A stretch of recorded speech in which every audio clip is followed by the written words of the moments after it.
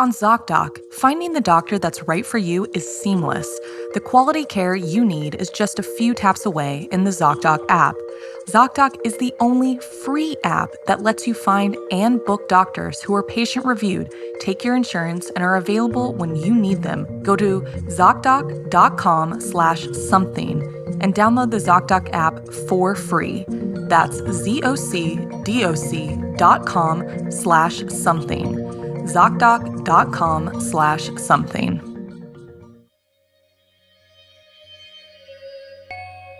Hello, I'm Blair Bathory, and this is the Something Scary podcast.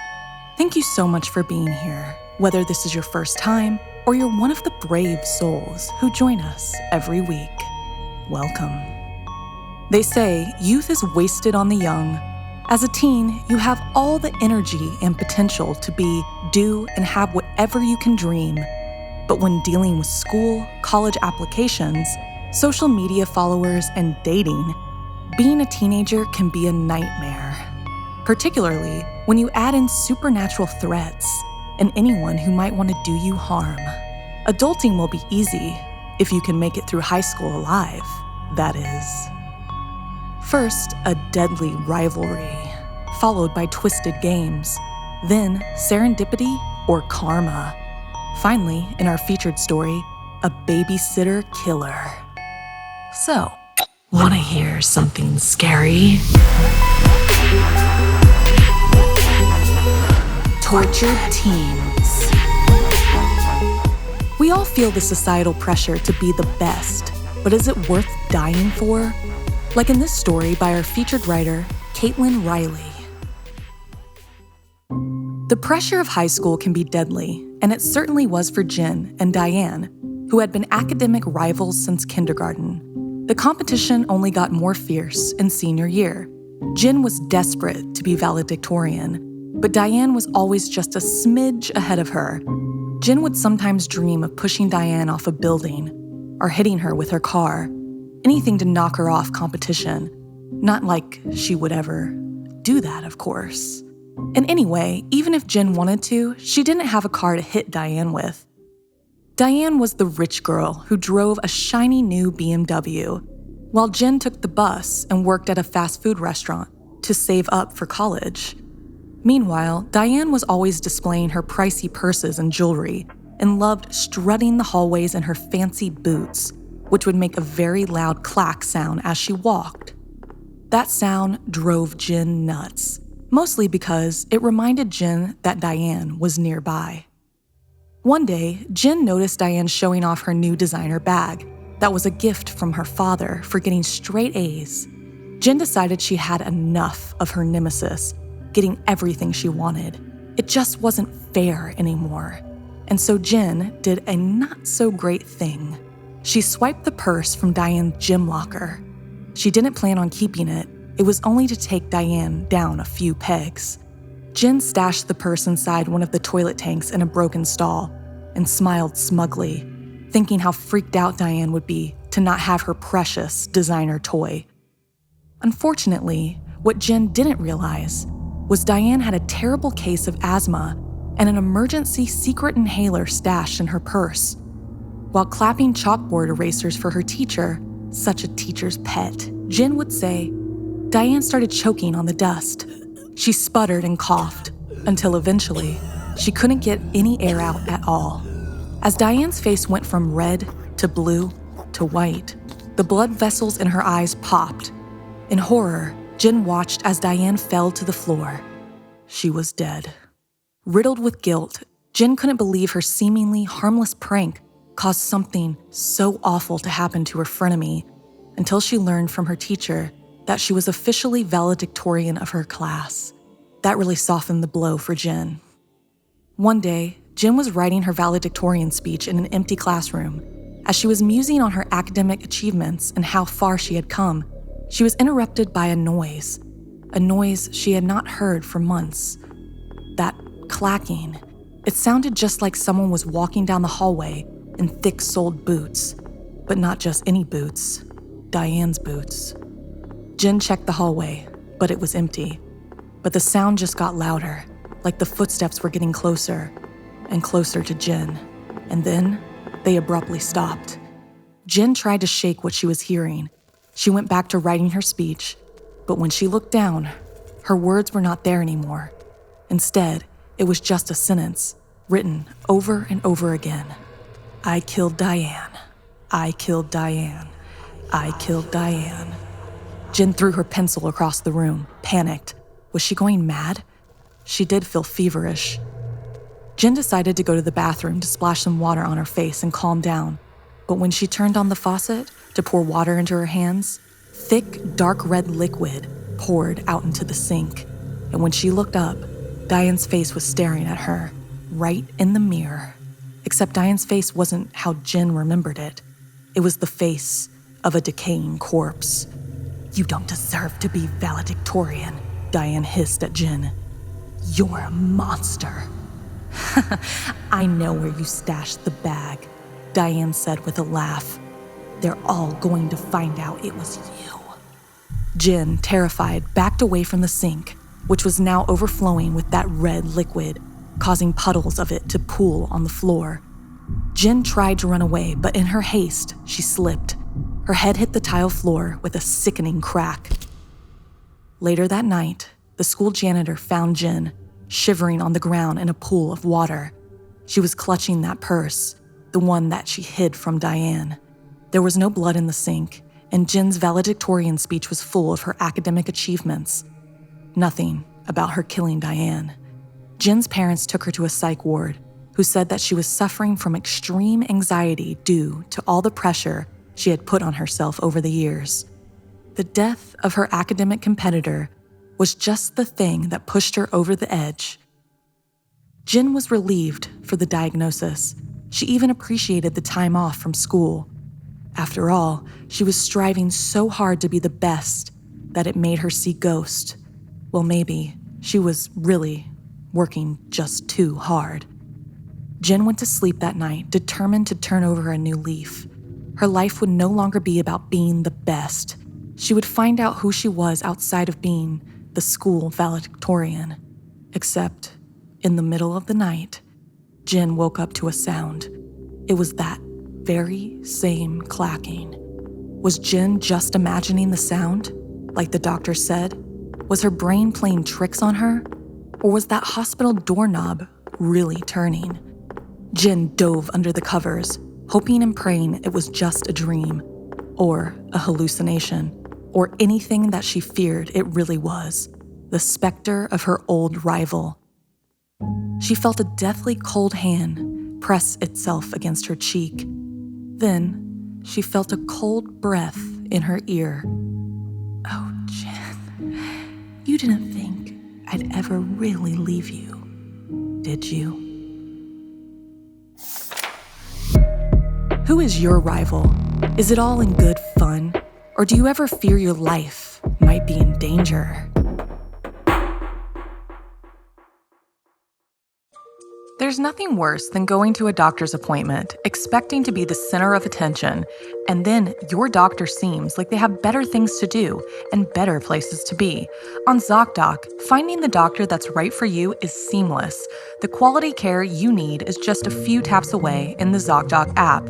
On Zocdoc, you can see real, verified patient reviews to help find the right doctor in your network and in your neighborhood. With Zocdoc, you have a trusted guide to connect you to your favorite doctor you haven't met yet. Zocdoc is the only free app that lets you find and book doctors who are patient-reviewed, take your insurance, and are available when you need them, and treat almost every condition under the sun. Go to Zocdoc.com/something and download the Zocdoc app for free. Then start your search for a top-rated doctor today. Many are available within 24 hours. That's ZocDoc.com/something. Zocdoc.com/something. We are all lucky to live in a time with such advanced technology. But when you see a group of people glued to their cell phones, you might say we're all zombies already. Like in this story, inspired by Christopher Barron. Tracy was your average high school student, obsessed with the newest app-based game, Byte. The objective was to remain human as long as possible. Once you were bitten, the game was over for that day. The longer you stayed human, the higher the score. Tracy was reigning champion. In the month since the game's release, she had yet to be bitten. One Friday before school, she got a text from her friend, Zoe, telling her to check the new update. Tracy, always wanting an advantage over her victims, was excited. She opened the app. The graphics were sharper and the movement mechanics better than before, but not much else. Arriving at school, she saw Zoe standing by the lockers. She pulled her phone out and started the game. Her zombie slowly crept up on a still living Zoe and struck. Zoe's phone instantly buzzed. She pulled it out. Suddenly, while looking at the notification of her character's death, she dropped her phone with a cry. Tracy ran up to check on her friend. "Something zapped me," she said, picking up her phone. They both looked at her hand. It was red, but nothing odd. They went on to class and thought nothing more of it. The next day, at their lockers, Tracy tapped Zoe on the shoulder. Zoe slowly turned around. Tracy gasped at her friend's appearance. Her eyes had terrible bags underneath them. Her face looked as if it had started to sink in. "Dude, are you sick?" Tracy asked. "No," Zoe said. "I didn't sleep last night. Spent all night trying to catch up on Byte." Tracy chuckled. Their friendship was based on competitiveness. On their way to math, Tracy noted how Zoe was moving and speaking slower than usual. She chalked it up to tiredness. At lunch, Zoe ambled over with her tray. Tracy tried to speak to her, but Zoe was barely in her seat when she began tearing into her food. Tracy was a bit shocked. At that point, similar noises echoed all around. At every table, there was one or two students behaving similarly. When Zoe had finished, she reached over to Tracy's tray and snatched up a piece of fruit, scarfing it down. "Zoe, something is definitely wrong with you," Tracy said, alarmed. Zoe shrugged it off as just being hungry. Tracy grabbed her friend, intent on taking her to the nurse. She dragged Zoe down the hall, literally. Tracy sat Zoe down in a chair and checked her in with the nurse. As the nurse came to check on Zoe, a shriek echoed through the halls. Tracy ran outside and followed the sounds. She turned the corner and saw blood. The lockers, the floor, all were covered in blood. At the center of it, two students, neither recognizable. More screaming came as more students saw the carnage. There was a trail of bloody footprints leading down the hall, and security following them. Tracy went home not knowing what had happened. The next day, only half the students were in class. Tracy hardly believed she was there herself. Then, morning announcements began. "Good morning, students. I'm making this announcement to address the incident from yesterday. We lost 2 students from a senseless and vicious act from another student. Upon speaking with the parents of the students responsible, they all noted that the students may have been attempting to recreate events of a popular game called Zombie Ba." The announcement was cut off, and the principal's screaming could be heard over the speaker. The assistant principal came on. "Do not be alarmed," the assistant principal said, in the same slow tone Zoe had a few days ago. "Everyone, please go outside." The whole class looked at the teacher, who was equally confused and scared. He cautiously opened the door and was yanked outside. He cried out in pain. What followed next sounded like an odd combination of moaning and crunching. Tracy headed to the door. She held her hand over her mouth to stifle a scream. The teacher's body was on the ground, blood everywhere. He was almost hidden by several students crowding around him, knelt over his body. Unfortunately, another student wasn't able to contain their horror. The noise alerted the ones that were on the ground who looked exactly like zombies. Their skin sunken in, hair falling out. Then she saw Zoe, in the middle of the pack. Her beautiful braids were gone, and one eye as well. The students in the classroom started ambling towards her. One tripped over the door frame. The zombies crowded, devouring him. Tracy turned to run the other way. Everywhere she looked, she saw someone either reaching to her for help or to feed. She ducked down a hallway that looked clear. Nobody there was moving. Everyone dying. or dead. She was tired from running. She looked up to the end of the hallway. There was an exit door. Tracy. A familiar voice growled behind her. It was Zoe. She was reaching out, her horrid breath making Tracy gag. Zoe's fingers were centimeters from her face. "I'm sorry," Tracy said. She kicked Zoe as hard as she could. The force sent her friend into a row of lockers. Tracy darted down the hall and flung open the exit. She slammed it shut and slid down the wall. The area in front of the school looked clear. Tracy wept, but this time from relief. She had survived. Instinct made her reach for her phone to call for help. As she took it out, before turning the screen on, she got a notification. She only saw it for a second before a painful shock ran through her hand. On the phone was a notification from Zombie Byte. You've been bitten. Have you ever been so obsessed with a game it's taken over your life? Would you be physically and mentally prepared to act out your favorite game in real life?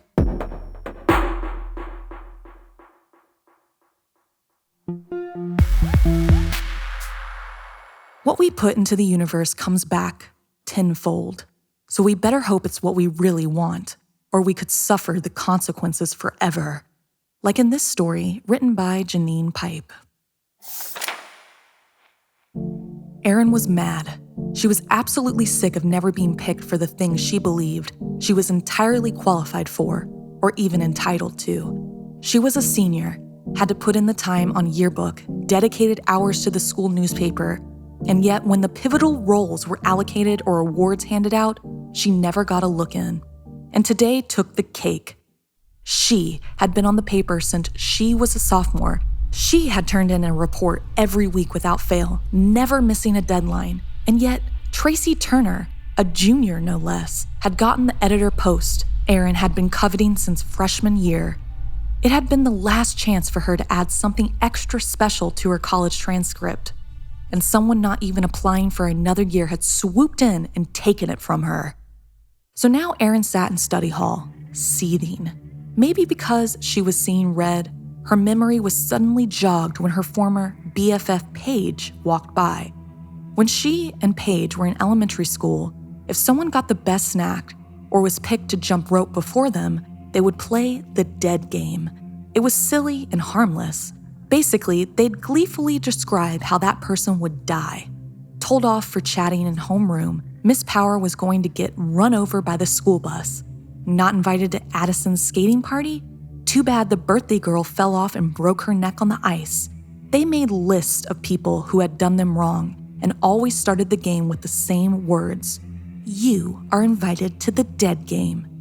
Of course, they were silly and juvenile and just words, but these pretend punishments for ill-doing always made the girls feel better. Once they left junior high, Paige drifted from Erin, finding a new set of friends, a boy, and all the things they'd once dished out on the dead game on other people for. By senior year, despite maintaining good grades and non-academic activities, Erin had next to no one. Seeing Paige stroll by hand in hand with her latest boyfriend not only resurfaced the memory of their game, but also tipped Erin over the edge. The girl she'd spent so many hours with at sleepovers and holidays didn't even look her way. Later that evening, Erin sat at home, staring at the report she was about to submit to Miss Leone, the faculty advisor on the school paper. Despite her bitterness, she enjoyed writing it, doing the research.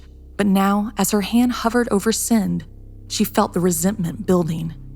Lacey Turner, she seethed. You are invited to the dead game. I don't care how. I just wish you dead. The next day, she woke late and hurried into school, just making it to homeroom and barely registering the gossip and chattering around her. She caught the tail end of a whispered conversation before the teacher shut it down. Don't think she'll pull through. What were they talking about? She soon found out. Lacey had been involved in a terrible hit and run and was in a coma in Madison General in a very bad way. Erin spent the rest of the day in a daze. She couldn't have caused this. There was absolutely no way. It was just a tragic coincidence. When she was called on during English, She jumped. "Aaron, can you please go to the faculty lounge? Miss Leon wants to see you." She gulped and headed up to the second floor. A belly full of worms as she knocked on the door, expecting the worst, although she didn't know how the teacher would know about her wish, about the game. But to her surprise, Miss Leon just wanted Aaron to be acting editor, which she accepted graciously, while singing inside. Finally, she was getting what she deserved. Lacey's accident hadn't just been a coincidence, it was serendipity. As she headed back to class, she whispered, "Paige Francis, I invite you to the dead game." She'd hoped Paige's dumb boyfriend would wind up somehow injured too, would serve them both right. In fact, she'd hoped they were both killed outright, so she didn't have to wait around. She actually laughed out loud as the thought crossed her mind. She was so caught up in her nasty thoughts that she didn't see the janitor's cart at the top of the steps, didn't see the mop bucket had tipped slightly and therefore did not safely maneuver around the puddle. Instead, she stepped right into it as she hurried back to class and slipped and toppled down the hard high school steps before landing smack at the bottom in such an awkward fashion that her neck snapped and she died immediately. You see, of course, it had been simply a terrible, tragic coincidence with Lacey. There's no such thing as the dead game. But karma, that exists. And you never know when being a bad person might just catch up with you. Have you ever secretly wished harm on someone? Did you want that wish to come to fruition? Do you think it was just a coincidence? Did you think something supernatural was happening?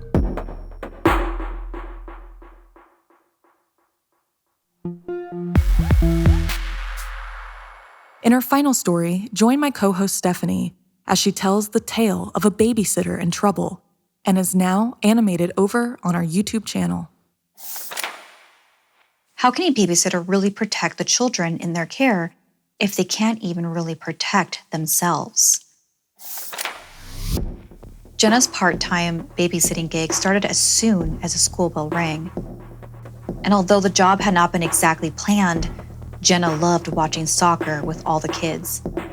Especially since earlier that year, the company Jenna's father founded had been hit by the bad economy.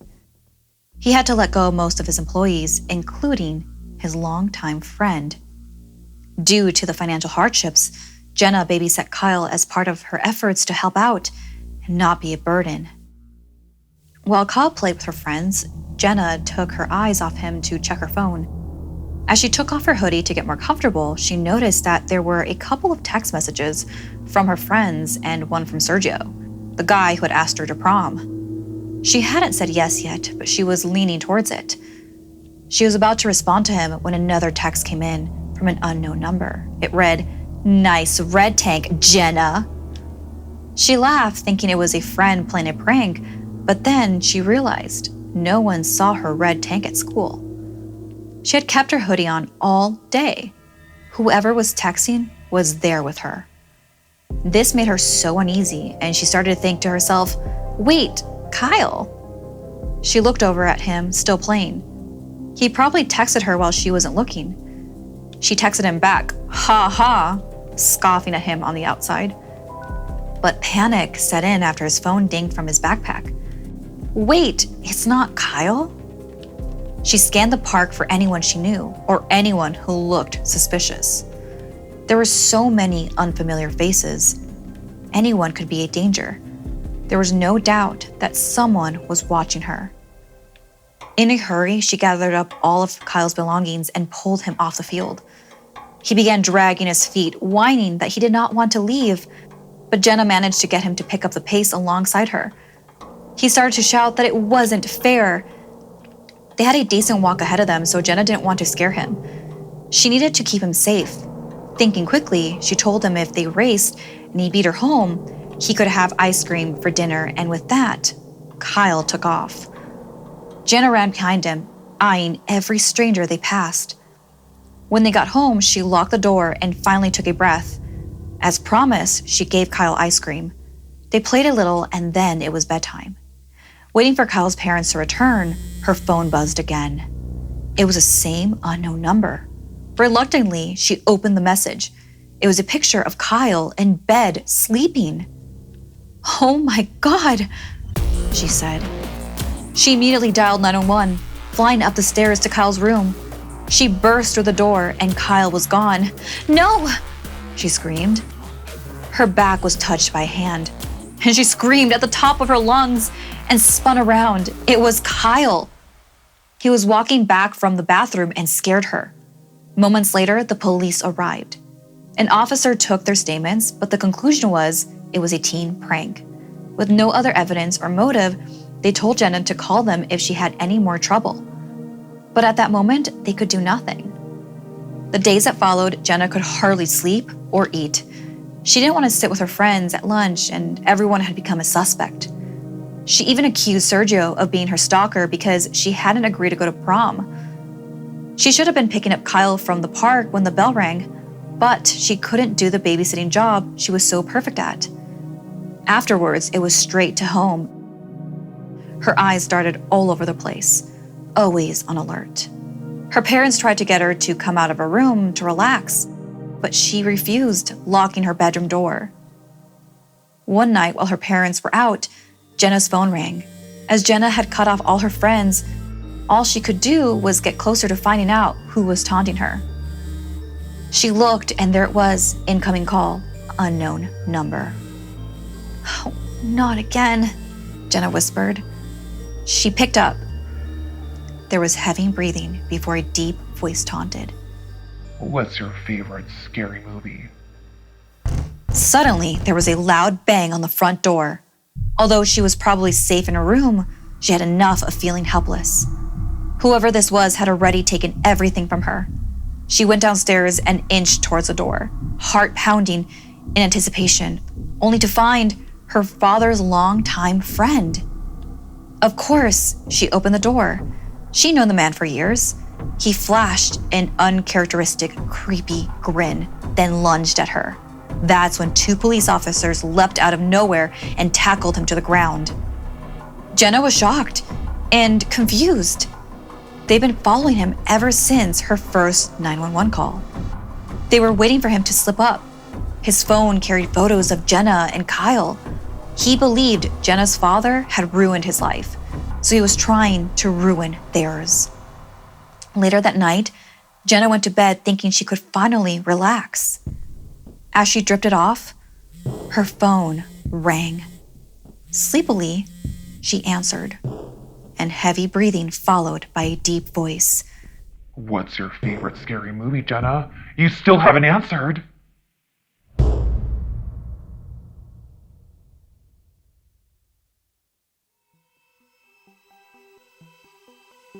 This week's podcast stories were edited by Sarah Lukasiewicz, Janine Pipe, and Steffany Strange. Narration by Blair Bathory and Steffany Strange. Audio edited and mixed by Calvin Linderman. Additional audio editing by Fitz Harris. Art and graphics by Irma Richardson. Produced by Anna Villalobos. Executive produced by Gail Gilman. Music by Sapphire Sindalo and Calvin Linderman.